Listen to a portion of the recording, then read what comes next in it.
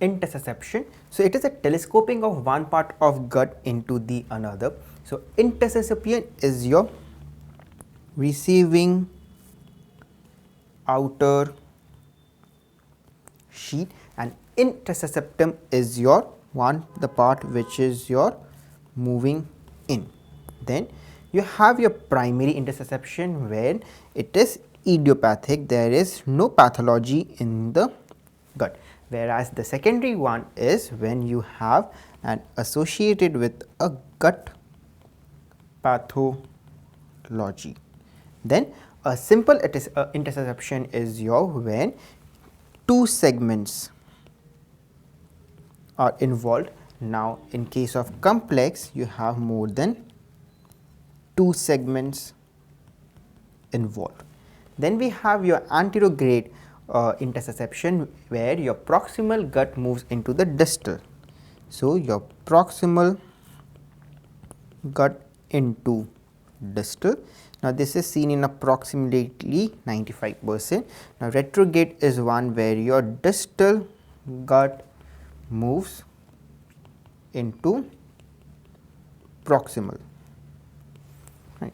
Now the most common site is around 50 centimeter proximal to your IC junction. And the most common type of your intussusception is your ileocolic intussusception.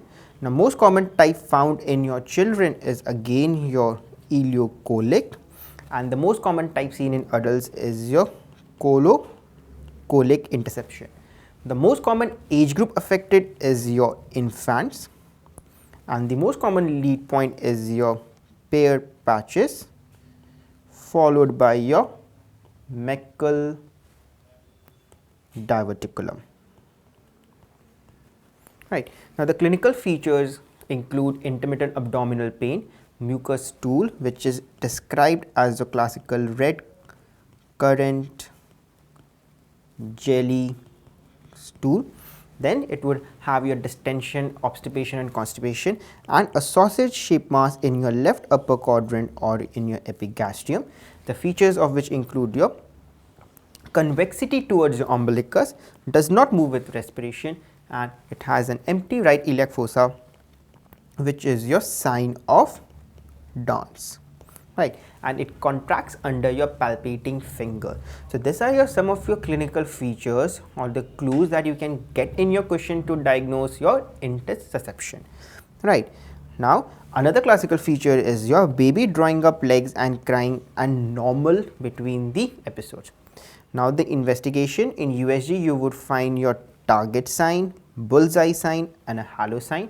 In your barium you would see a coil spring and a claw sign, right. The investigation of choice would be your CECT whole abdomen, right, and your treatment would include your operative and non-operative. Operative would include your laparotomy, right, this can be even done laparoscopically,